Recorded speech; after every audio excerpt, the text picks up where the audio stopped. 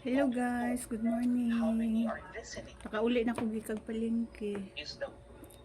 Nakapalit day ko uguan guys. Hmm. Sa tawag ani?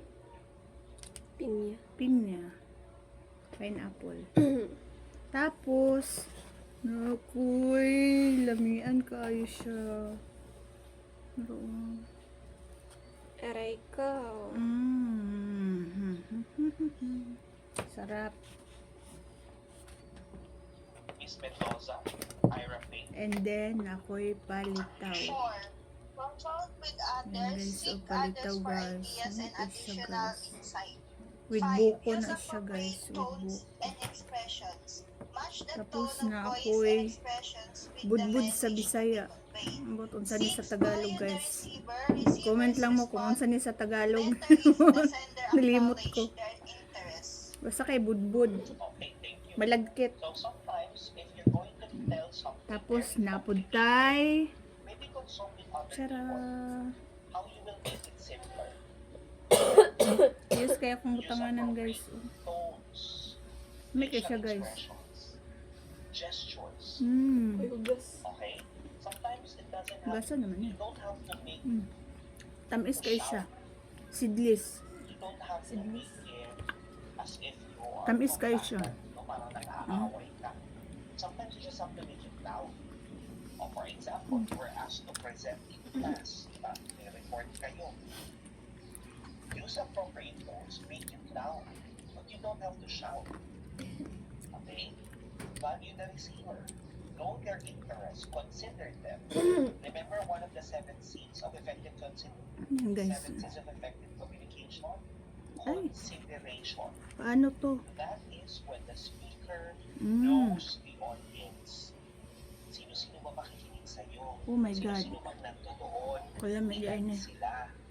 Anong background nila? So value the receiver. May Okay? Next 3. Miss Santos. sobrang sarap. Sir, number 7, follow up. Ask questions and encourage comments and feedback from the receivers. Number 8, support the message through actions. Make sure that the message is shown through action. Number 9, be an listener. Understand audience and be sensitive to their reactions and expressions. Okay, thank you very much. So let's have Mr. Next. Nampak's comment, no? O tulad mo, sir, tumataas ang tone ng voice kapag may sinasabing important. Because I have to highlight what is important so you can remember. Okay, Tamis din siya. otherwise, no, you will assume that the rest are just, not as important as with the rest of the information. So kapag mga keywords, mga key terms, I have to make it louder. I have to talk slower. Okay, so that the listeners, the students, will be able to listen to me and you can hear me clearly say these terms. So number 7, even if you're the speaker, you ask for follow-up as well, which is okay, right? May kaya siya You guys. support the message through actions. When we say Sobra. support the message through actions, this is where the Limpyo ng hinaw ko guys. Ha? walk the talk. Practice what you preach, sabi nila, di ba?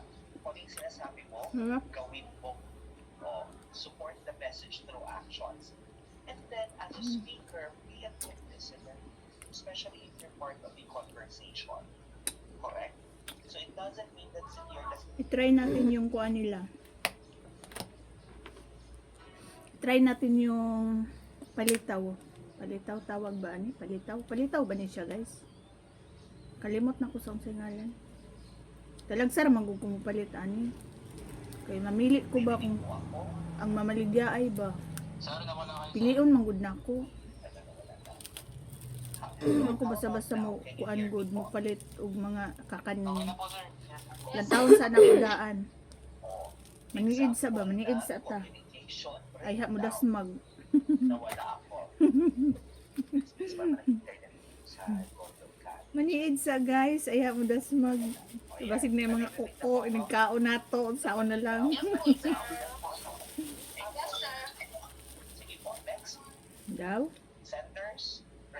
Try Let's move to the receiver. What if you're the receiver? What are the expectations of you or from With you niyog. if you're the receiver? Ayan. Pakibasa natin yung una with dito. niyog. Go ahead, Miss Reo. Angeline. Stop talking. It is the receiver's responsibility to listen and try to understand the Mm. intended message. Number 1, stop talking.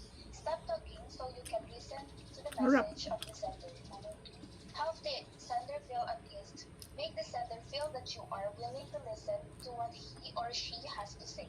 3, Mm. look interested. Listen and do not Good. do anything else. Good guys, good. Okay. Obvious na obvious yung number 1, no? If you're the receiver, stop talking. Kung ba naman as a teacher, ayoko yun. Kunyari nag-explain ako tapos may nagsasalita. Diba? Ano sa apaka kumaniwang ani guys, no?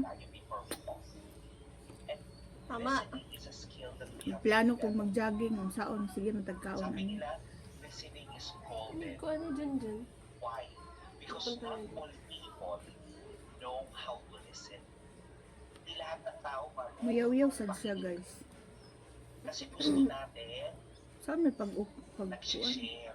Okay. We wanted to talk. We Try wanted din to natin to. share. Even if we're sharing nonsense. Gusto natin nagdadagdag Nagpakuan day ko guys, gikan day ko ganiha sa clinic. But mind Adto ko you, kay ilan Doktora sa inyo, Aquino. ilan sa atin yung gustong Tapos sa makinig, kuan,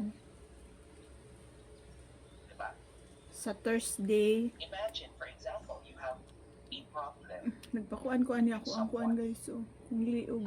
Galing siya, di ba? Murag na is Magsasalita siya. something ang Ikaw good. din magagalit ka, magsasalita. Nasusolve ba yung problem with that? Di pa ultrasound siya. Someone 900 bayad. talking. Tapos nung Saturday, nagpa-kuan din ako, nagpa-check up ako Because maybe you're the sa person kay who- doktora sa you're the one Aison. at fault. Kasi pwedeng ikaw yung mali. Diba? Yun lang, kinuhaan lang ako ng dugo. Tapos nakabayad ako ng If kuan, someone is talking, 1.8. listen first. Hindi yung sasabayan mo. Biko pala to sa Biko. Meron sa Tagalog yan eh. Ano ba yung kasabihan? Ang Biko latang din. walang laman ay... Ano po yung kasunod? Biko guys. Correct. Maingay. Oh, correct. Ang latang walang laman, maingay. Ang latang walang laman na Tapos sa ano, sa Thursday, Magaling yan. Marunong yan. ayoko nito guys. No? Sometimes yung mga marunong, nakikinig muna Hindi sila ako mahilig sa ganito kasi. Hindi ako mahilig sa matigas. before they speak. Matigas. Okay? Second, you can also help the sender feel at ease. Huwag niyo mapahirapan yung sender. Gusto ko yung budbud na kuan. Yung budbud sa Bisaya guys na Student teachers, alam niyo yung mga yung budbud sa Bisaya na maliit lang siya.